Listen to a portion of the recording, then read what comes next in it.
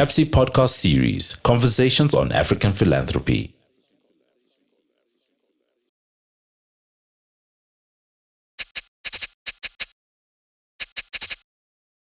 Welcome to yet another episode with me, Beginkos Moyo, the Director of the Center on African Philanthropy and Social Investment. I'm happy to be joined by two colleagues who also happen to be students at CAPSI, currently attending the conference here on barriers on civil society. Thank you, Lerato. Thank you, Zanele, for joining me. I wanted to take this opportunity, firstly, and thank you for making the time. I know I ambushed you, but it always works better when you are ambushed. Yeah. And in fact, you should always be prepared for any eventuality. That's the nature of our work. But let's start with the current event that's going on there. It's an event that speaks directly to some of the modules that we have gone through. The issue around the regulation of philanthropy, public policy, and development. Well, so far, I mean, I know the event hasn't ended, but what are your reflections so far? Maybe we start with you, Zanele. It's been a really fascinating event because what it has done is that it's going deeper in terms of the discussions on civil society organization, the civic space, and what it means to us, and how we can even engage better, knowing who is there and what we can do. Yeah. And for you, Lerato? I think it reminds me of a typical Saturday in class because we spent a lot of time trying to debunk what we actually mean by civil society. So really going into the key term and definition of, who are we when we say we are civil society? What does civil society entail? At what levels are we working on? How are we working on these issues? What are the issues that are there, and who's responsible for responding to these different issues? So I think it was interesting in that, usually these terms are given to us and we adopt them. And I think that's something that came out in the conversation today to say that, civil society is something that was said, and you said, you're the third sphere operate as civil society. But in this conversation, we're actually debunking. I mean, Tendai spoke about citizenship instead of civil society. So really trying to grapple with what does civil society mean for Africans and how do we own that space collectively.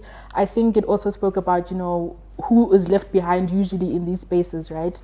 And so even within philanthropy, there's usually the private philanthropy organizations that operate in those spaces, but community foundations are left behind. So also trying to say, as we speak about civil society issues, who are we inviting into the room and how do we make sure that it's inclusive of all people and that these spaces reflect the key values that are centric to African people. Yeah. And so, I mean, if we then take it back now to your day-to-day work.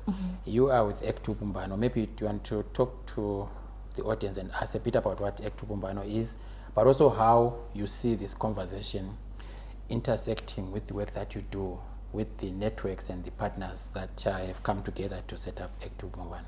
Absolutely. ACT Ubumbano is action by churches together in solidarity. Ubumbano means solidarity. So ACT Ubumbano is really about bringing people together, trying to build communities of trust and conversations within communities where we build solidarity and networks of connection and connectivity. So we work at very community level. We work with CBOs where we give them support grants, what we call solidarity grant partners or solidarity grant funds. And so our call is really around what social justice issues are you doing? What are you engaged in within communities and how are you involving communities? So when the communities come together, they are responding to the need in their own localities. We are not looking at themes, but we're looking at the justice issues. So what we do coming into the space, it made me question who is not in the room. Because when you start talking about CSOs and all the other people, like Prof. Fowler mentioned, that the horizontal philanthropy, people are left behind. They are not seen. They are not part of conversations. So our aim is to actually make sure the lived experiences of people in communities, these lived experiences, they are heard and they are part of development discourse or agenda. Yeah. And for you, Lerato, at the Ford Foundation, of course, there are different layers when it comes to the Ford Foundation. There's the global and also there's the regional offices. And in Southern Africa, we're looking at a 30-year history that the Ford Foundation has been at least established in South Africa, working in the region. But its work in the region dates back in the early 1950s. For you, when you are sitting in hearing the different experiences, but also the contestations around the concept of civil society. And having gone through this course, what are the main intersections for you in your work, given what the Ford Foundation does in the region? I think honestly, when I'm in these spaces, I grapple with how disconnected we are from these spaces, and how, although we say, we're placing communities at the centers of our strategy, the processes we have and the systems we have don't really allow us to reach those communities. And so I think I'm left with more questions as to, how do we make sure that the strategies that we have are actually able to translate into practice, in that our grant-making systems allow communities to tap into those things.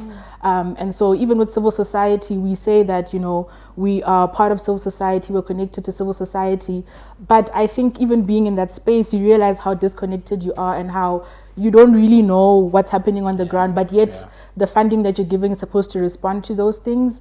And so I think for me, I'm left with the, how do we connect in these spaces without kind of bringing the power dynamic, so that we are invited into those spaces and that we're able to really just sit down and listen. I think for me, I've really enjoyed just listening and like really hearing what people are grappling with, what are the issues that they're grappling with, because this then challenges me when I go back to the foundation to say, I've heard this, and we're saying we want to be responsive, we want to be, our actions need to be led by what people are wanting from us. However, the systems don't allow us, right? And so, one thing that we've been trying to explore is even things like intermediaries. How do we use intermediaries to reach those communities? Or what are the other ways and avenues that we could use to kind of reach those communities? I think there's a lot that needs to be done in terms of really, I think this is something that Audrey spoke about, about also the risk that comes with being a donor, a foreign donor. We tend to not fund these initiatives because they're too risky, they're too radical, they're too, and so I think I was left with the question of how many missed opportunities do we have in that space, because we're not willing to fund the risky organizations, right? We're not willing to fund those that kind of maybe would pose a red flag in the US because we are a US-based organization. But in not doing those things, then we're missing a huge amount of people who are actually on the ground responding to the day-to-day issues. I think the other thing I was thinking about is how with foundations, not only Ford, strategy is almost like 3 years behind where the current moment is, right? So I was thinking about how even in our strategy, we say we want to be connected to civil society, but the things we're connecting on are very different issues, right? So for example, our strategy was developed in 2019, where in 2023, the issues that were happening in 2019 are not reflected now. There was no COVID, there wasn't Operation Dudula when we were creating the strategy. So really just trying to think about how do we still continue to respond to the moment without deviating completely from the core mandate that we have. So I mean, as you can tell, civil society is a very fluid and very contested term, because it means one thing to one person and another. And as you are referring to movements like Operation Dudula and among others, most foundations would shy away from engaging them and working with them. But if you thought differently, you could probably say, here's an opportunity. They are saying Operation Dudula, they might be targeting foreigners, but Operation Dudula as a concept is a very useful framework, because you could actually then reimagine it and use it now to say Operation Dudula, poverty, inequality, all of these things. And really shifting people's views from negativity to positive things, but using something that they were already holding on to. Which brings me to the issue around when you are funding civil society organizations. So part of what you are saying, you could also leave others simply because they have not presented a properly written proposal, right? And yet what you might want to just focus on is the idea. Is the idea fundable? Whether it's well written or not well written is another story, but is it a fundable idea? And then the role of program officers is now to make that idea well articulated to the structures that will then approve it. So it's also a challenge, for us and foundations and donors to think about what exactly are we funding? Are we funding ideas? Are we funding ideas and the infrastructure? Or we can be in a position to look at each and work our way upwards. So I just wanted to make a comment on that. But I also wanted to check, the extent to which And of course, I'm going to now start, going towards the event in Dakar.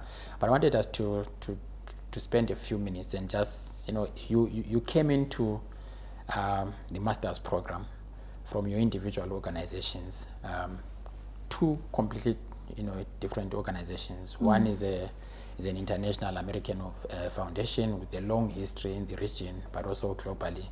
The other is a newly established, kind of movement that emerges as a result of donors exiting and thinking, how do we exit in a more dignified, but also in a way that will affirm those that we leave behind.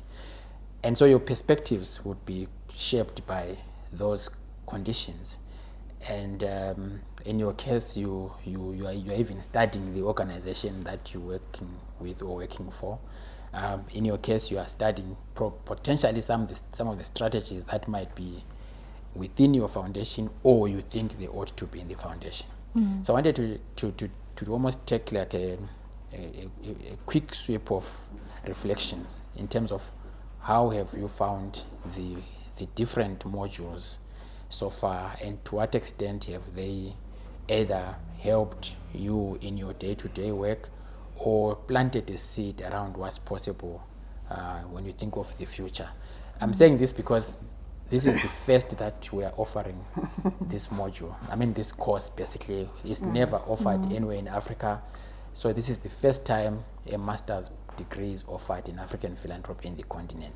Yeah. So there's bound to be lots of learning. And for us, as the people that created it, we would obviously want to go back to students and objectively want to hear what their journey has been. So we can start with you, Zanele. It's an interesting space that I found myself to be in terms of joining CAPSI, because for starters, I found CAPSI was new, and the themes and the topics were completely new to me. But I was leaving them because we had had sessions where donors were leaving, and we had had conversations around what does it mean, and where we wanted to anchor the issues of solidarity in terms of, but what connected us with our donors was the fact that they came and they supported us, the Southern Africa, when we needed solidarity, we needed help. So when they were talking of leaving, we called them back and said, let's have conversations, because there's more to it than just that. So this is how ACT Ubumbano came about, where we're saying, can we find a new form of organization where we've got the northern partners and the southern partners working together, and ACT Ubumbano was formed. So for me, when I came to CAPSI, then things started clicking or connecting. There were connections around the issues of philanthropy, the vertical versus the horizontal, the issues around the ecosystem, the entire ecosystem, the funding ecosystem. There were issues around power. How do we disrupt issues around power? And also, how do we achieve and measure our successes as ACT Ubumbano? So for me, then the courses were making sense in terms of the work that I'm doing, but they further made me understand the world. They opened up my worldview to understand what's happening in the world and how my role can actually influence things that are happening in society. So this is what happened. So in the conversations, you are able to see things differently, and you're able to actually engage with people, understanding the different power dynamics that they hold and understanding their positions in society. Yeah. And for you, Lerato? For me, I've always been a weird nerd that's questioning everything. So I feel like I've always been intrigued. Like even at work every day, I'm like, why does this happen? Why does, and so Becky will know, like I've always wanted to do my master's, but I just kept waiting for CAPSI to open, because the one thing that was clear is that I'm not going to go into another institution that has North-based content, Eurocentric content. And so I was really excited to be a part of CAPSI. I think I really just enjoyed reading from African scholars. I think when you're in the university system, the African scholars tend to be forgotten. And I think that speaks to the memory loss that happens in Africa due to colonization and all of these issues. So just really reading and understanding, when Tendai says, we've been givers from the moment we were born, and being able to resonate with those things, because as I'm reading about Ubuntu, I'm reading about Harambe, I'm like, no man, this speaks to me and Yeah, who I because am, you can and see it. I can see it, I understand it, I fully grasp what they're talking about, you know. So I think the first block was really just delving deeper into the historical context Yeah. and really understanding.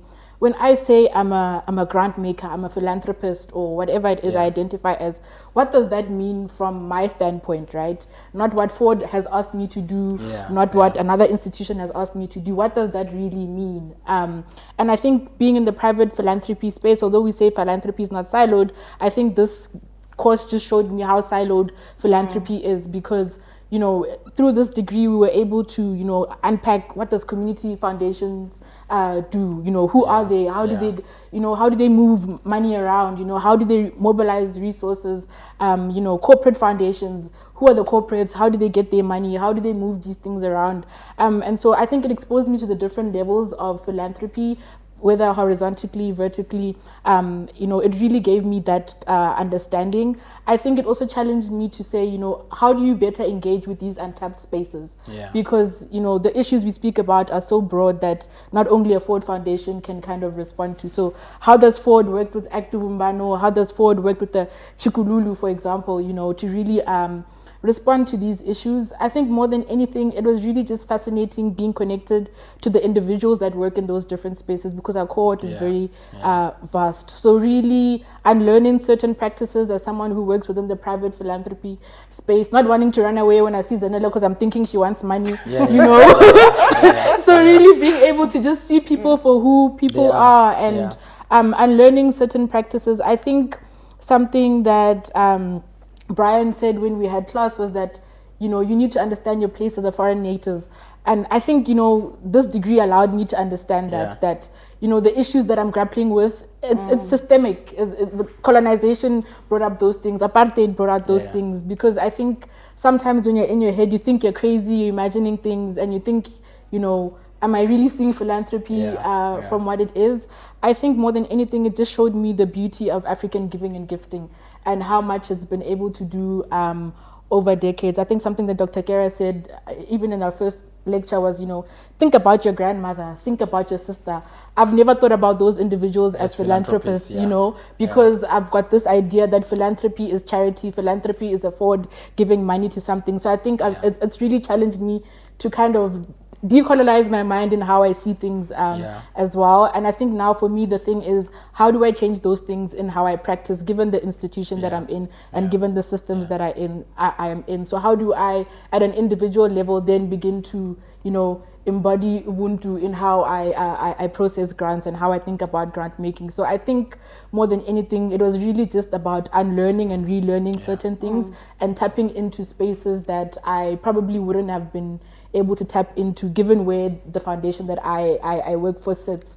And so I think now I'm more challenged to really delve deeper into different spaces, engage with different people, hear how they think about things, hear how they perceive us.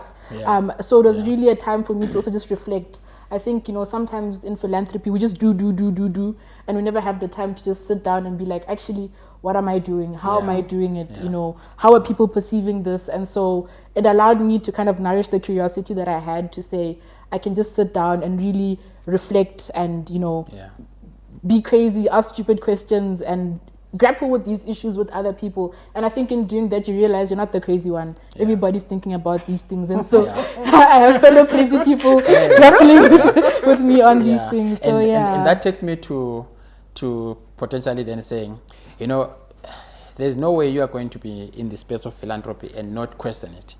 So that's one. And number two, you're not going to take philanthropy as given. Not everything about philanthropy is good. So in one of the readings, Robert Muponde, in the book that I edited, talks about philanthropy that kills. But if I say it to somebody, there's philanthropy that kills, it almost sounds like an oxymoron. Philanthropy cannot kill. Philanthropy is giving, right? But actually, philanthropy can kill. And as you can tell in your different spaces, you can see that you have to really interrogate the various notions and expressions of philanthropy, especially when it is practiced in Africa, whether by Africans or any other. Which brings me to then asking you, in your research right now, as part of the coursework, you are focusing on feminist approaches to grant making. What is it that has stood out for you? I know you haven't finalized, but what has stood out? I'm not asking you for findings. Yes. What has stood out? Oh my gosh. I don't even know where to begin. I think one is that it's possible. It's really possible to change systems and practices. You just need to be willing. And so even in the interviews that I've had, there's been we don't know how, or the system doesn't allow, but it's actually possible because I think in doing my research, I've spoken to so many organizations and women who are really changing how philanthropy is being done. I mean, for example, Hlanganisa, they have a beautiful participatory method where they're working with communities. People like Urgent Action Fund, they're using M-Pesa to really give people money and, meeting people where they are. I think more than anything, it just speaks to how we also need to just sit down and really grapple with power and privilege. I don't think we've had that conversation enough. We touch on it, but we don't really sit down and grapple with power and privilege and the impacts that it has. As you said, philanthropy has the potential to kill. And I think in the spaces, as much as I perceived a lot of organizations doing good, there were a lot of harmful things that came up, right? So silencing of individuals and activists, having to shape and shift your strategy the way that a donor wants to. There's so many emerging themes that are coming out of the research. And I think we really need to delve deeper into, as an African continent, outside of having conversations of, power and privilege, how are we now actively, collectively, really saying we want to address this? I mean, the other day I saw a project by Edward Van den Heuvel. He did the Decolonizing Wealth project. And they recently launched a $20 million fund on reparations, but specifically focusing on reparations for African Americans. And I was like, why aren't we doing something like that, you know? And so I think just having the conversations with people just showed me that it's possible. However, we can only do it if we collectively working together. And I think, Trust Africa, Urgent Action Fund, they're already beginning to do some of that work. But I think, there's a lot more that we need to do. I think the other thing it taught me is how people perceive feminism. I had no idea the stigma that came with using the term feminism. And if people really truly understood what it was, they would see that it's actually for everybody. It's not just about women, it's not just about queer folk. It's really about making sure that we're able to live full human lives, and we're able to return to the love of humanity, which is what philanthropy is about. And so, I think I could say a lot about the research. There's a lot to say depending on which angle you want me to go. Great. So, I mean, you still have to do your write-up, your analysis, your theoretical underpinnings. But at least it's good to know that you're excited about what came out of it. And for you, Zanele, I know you were also interested in understanding what solidarity looks like, but using the case study of ACT Ubumbano and having conversations with partners in the north and partners here. What's emerging for you?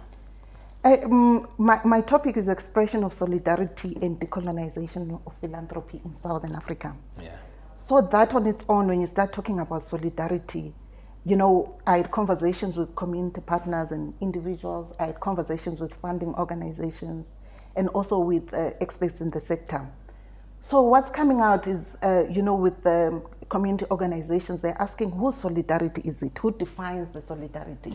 And how does it look like when you're saying you're coming in solidarity? And so it's also an issue of trust, also having those partners who come in and they are trusted by the communities then who are believed. So also what's coming out is really what the experts keep saying. Some say we should be working within the system that exists. And others are saying we should reimagine. We should start reimagining a new system because it's exhausting trying to challenge power, trying to disrupt, trying to make people to understand. So they're saying to us, what can we do differently? And also the ownership of a narrative as Africans. How can we own a new narrative? And how do we start reimagining something new?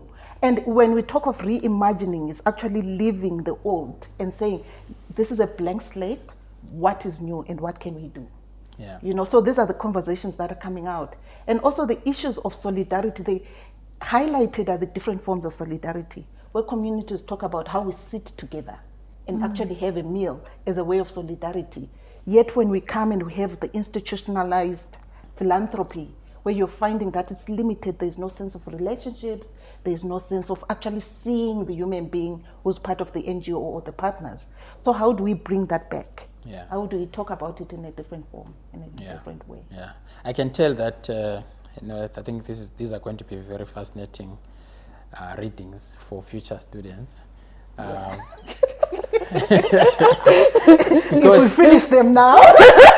Because essentially, in your case, you'll be the authority on this field. I can tell you now, I haven't come across any written research or thesis on it. There's stuff on solidarity, but not in the way in which you are looking at it. So you are already developing fields on your own and becoming authorities on it, which then says to me, what's next? You started this journey. What's next? Lerato.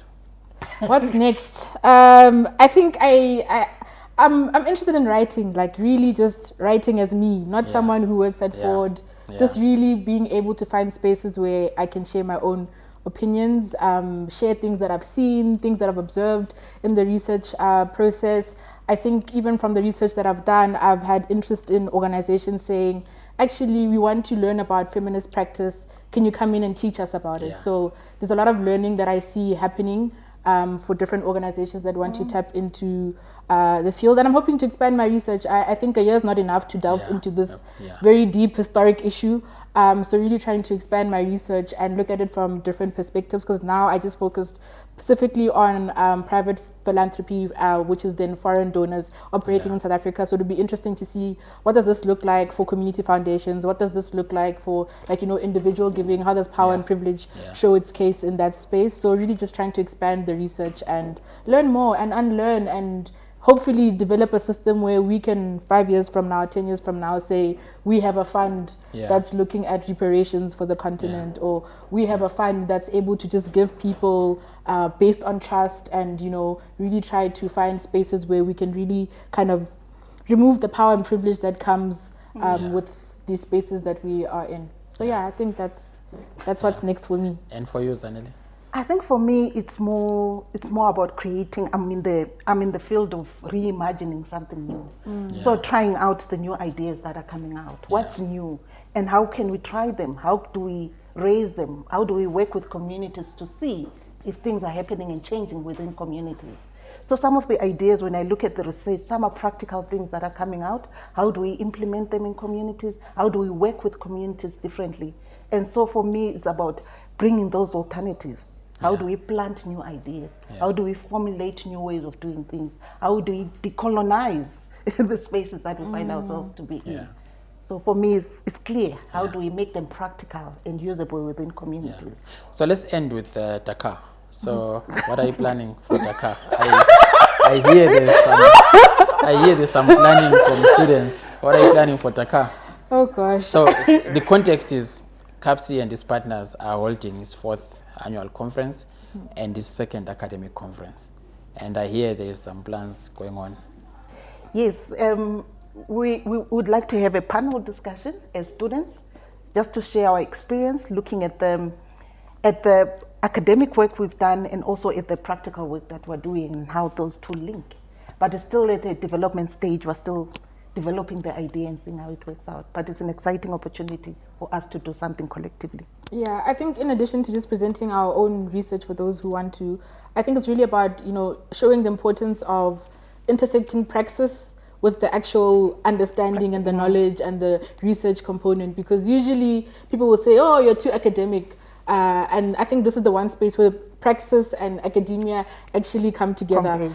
So, it'd be interesting to really just reflect on each module and how that has, implicated how we practice things. And so the idea was that we would kind of give practical experiences from the different modules that we've had to say, how does this module, for example, fit into maybe Zanele's day-to-day work, for example. So really trying to show the practical side of the work that we've studied. And then we're still gonna, put together something about the the rules and the regulations that govern civil society in Africa. We've done different case studies, and so we're hoping to put the case studies together so that at least we have a publication that speaks to governance and how rules and regulations either shape or enable or disable philanthropy from practicing itself. Yeah. Right. So I'm hoping in the 10 years' time, you are talking about what you are hoping for. I'm hoping that in a 10 years' time, we would see some of you coming to take over lecturing at CAPSI. Because part of what CAPSI intended to do from the very beginning is to develop a cohort of new academics and researchers in the field. There are very few that are African, based in Africa. And so if CAPSI produces more, then the idea is that they will come and take over the teaching. So that's my dream for you and other students as well. So on that note, thank you both, Zanele and Lerato. It's a challenge. Think about it. We're deeply challenged. Think about it. I'm not asking you to resign from your positions now, but in 10 years' time, think about it. So thank you so much, Zanele and Lerato. Thank you. That was Lerato from the Ford Foundation and Zanele from ACT Ubumbano. Thank you for watching. We'll see you next time. You've been listening to the CAPSI podcast series, Conversations on African Philanthropy.